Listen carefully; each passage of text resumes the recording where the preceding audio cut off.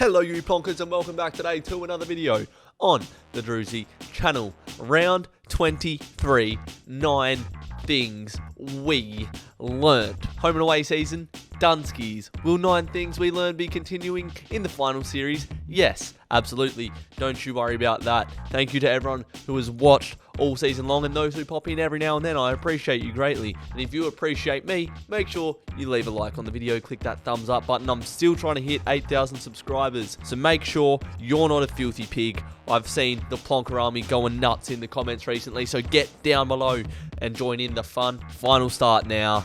Can't wait to crack into it. We've got a week off, but until then, let's get into the 9 things that we've learnt from round 23. Number 1. The D's bash Brisbane to enter finals. So I want to talk about two tales of this story. Melbourne being very, very good and Brisbane just being pretty ordinary. The D's ball movement was unreal. Guys like Gus Brayshaw, Christian Petrarca, the impact that these guys have, not only around the stoppage, but around the ground as well, was unreal. The way that they can kick the ball into space, over the head, find the target, just these little kicking chains, and then get the hit up inside 50. It's just smooth, silky stuff. Luke Jackson keeps playing his game, pretty much a midfielder that can do just about everything, play just about every position if you wanted to. He had a great game. But I think a difference in Melbourne's form right now is those guys that weren't having an impact a few months ago. Guys like Cozzy Pickett, he's come into some real good form. Alex Neil-Bullen, those types of guys who are finally hitting their straps at the perfect time of the season. Now, Brisbane, if we're talking about pretenders right now, I think Brisbane are as pretenders a pretender can pretend to pretend. I don't think they'll play a prelim final this year. They're going to come up against Richmond at home, and Richmond are going to probably go into that game favourites going off the form that they've had. Brisbane just haven't been convincing all year at all, and they couldn't match the quality of the Demons on Friday night, so they ended up just getting physical instead. Cam Rayner slamming Ben Brown's head into the middle of the Gabba, which is, I'm pretty sure, bit of a cricket pitch there as well, so it wouldn't have felt nice. And then you got Dane Zorko just hitting a low blow, saying something really personal to Harrison Petty as well. So Brisbane aren't going into these final series in a good spot, I don't think. I'm sure Brisbane will flourish in years to come, but right now they're just not it at all. Number 2. Freo Young Guns lead the way. It was a slow start. We had the bloody snooze button on Saturday morning. GWS were hot out of the blocks, led by Jesse Hogan. Of all people, I thought Jesse Hogan's going to come back to haunt us. I think he had 3 goals or something in the first quarter, and I was just thinking, man, of all people, why does it have to be bloody Jesse Hogan? Lee Clear and Sam Taylor down back, 2 young fellas for the Giants, were absolutely magnificent, had great games. If it wasn't for them, it would have been a blowout. But Freo fought back into this game. Caleb Sarong is a mouth-watering footballer to watch. Love seeing him go about it. Plays with so much passion. He's obviously so silky.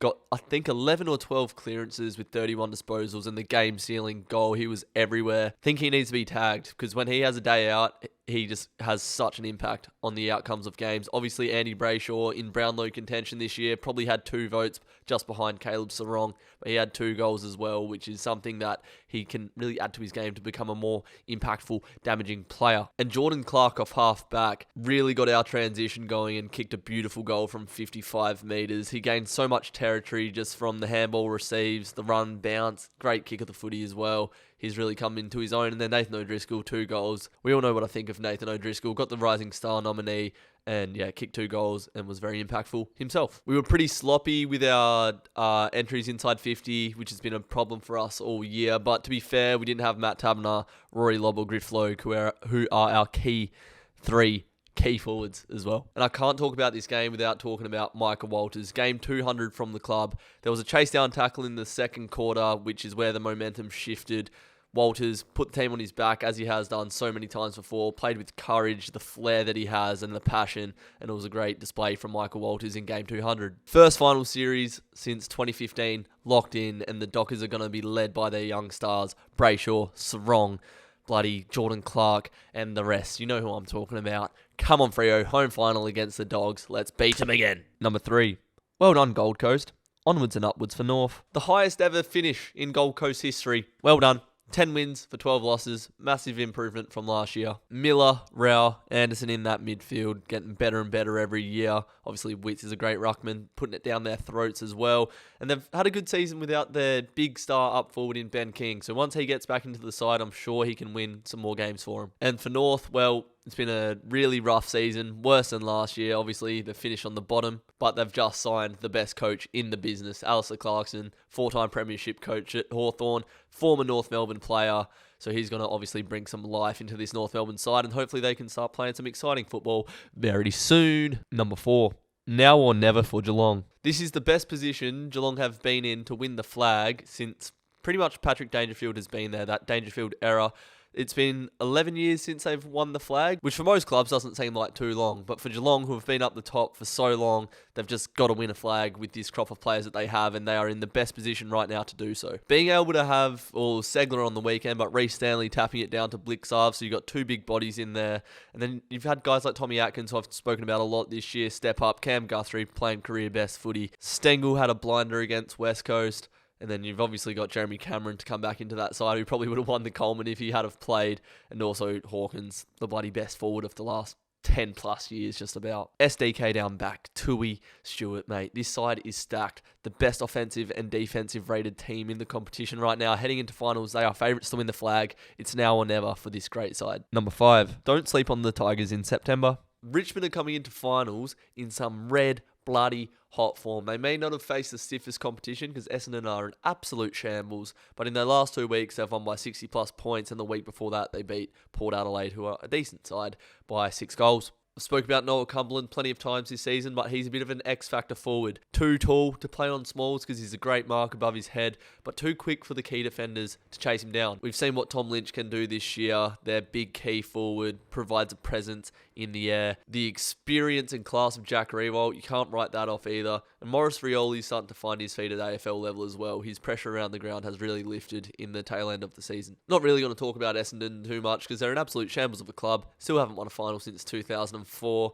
And just look at the suits that are in control of that club. I just look at them and think, do you actually know what you're doing? Seems so disjointed. Ben Rutten's been sacked.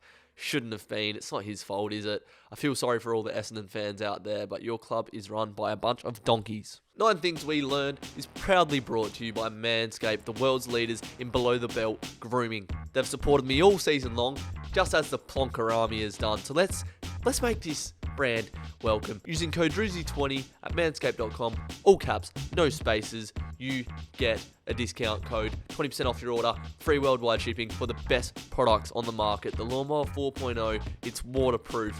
It's got a bloody motor in there that can go all day long just about. Very long battery life, LED light. It's the smoothest sailing job you can get below the belt. I haven't had a nick or cut yet.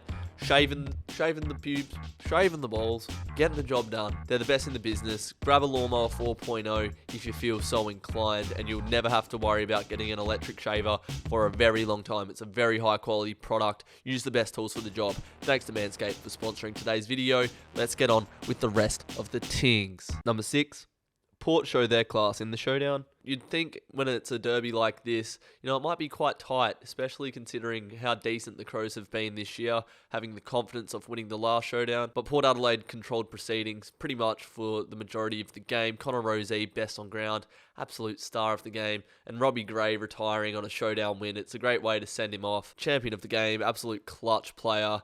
Just an absolute loved man at that Port Adelaide Football Club. So congratulations to Robbie Gray and Port Adelaide for finishing the season quite strong. They've still got that class, the power. Ken Hinkley can make this football side play well. I think it'd be very harsh to sack him because he knows better than anyone how to get the best out of this Port Adelaide side. If they can start better than they did last season, which shouldn't be too hard, they're definitely going to be in the finals mix in 2023. Number 7. Sam Darcy is growing every week. Literally. Sam Darcy really impressed me when he debuted against Freo. He played down back and took a lot of important intercept marks, displaying his capacity to play as that intercept role or even a key defender given his size. But he played key forward against the Hawks and he outmarked James Sicily, really played him well. Such an experienced player, former All-Australian, to come up against a player like James Sicily in game 5 or something like that. It's unreal how he outsmarted him and outmaneuvered him at times. It just shows the potential that this kid has. He's literally growing by the week as well. Every time you hear the commentators talk about him, he's got another centimetre on. He can play key forward, key back. He can probably play up the ground as well. He's got all the potential in the world and he provides a different avenue to goal or to defend the goal that the Bulldogs haven't had this year. coming up against Freo in the first week of the finals. Freo will need to do something about this kid. Number 8, Carlton, the team that always let you down. 12-6 after 18 rounds, bottled it. A few goals up with not too long left to go in the game, bottled it. Curnow has been unbelievably good this year, but kicked 2 goals 5 in this game. Some really easy shots on goal that he would kick in every other week pretty much.